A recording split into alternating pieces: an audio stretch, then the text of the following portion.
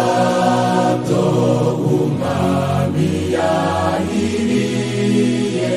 n'umunsi uruta iyindi, n'umunsi unezeza, turuhuka imirimo tubwirwa by'ijuru,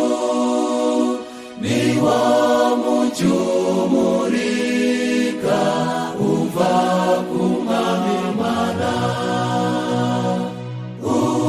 utuzanira amahoro sabato nziza zose, utuzanira amahoro sabato nziza, yawe zisabato mazuramya uwo mwami wabwiye intumwa zati ndi nyir'ubugingo, nibacishisha bugufi dukorera umukiza,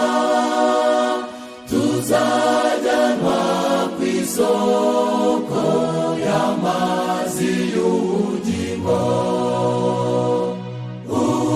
utuzanira amahoro sabato nziza zose,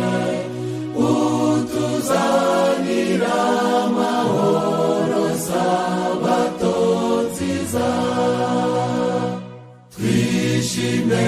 twezwemo turirimbire Yesu,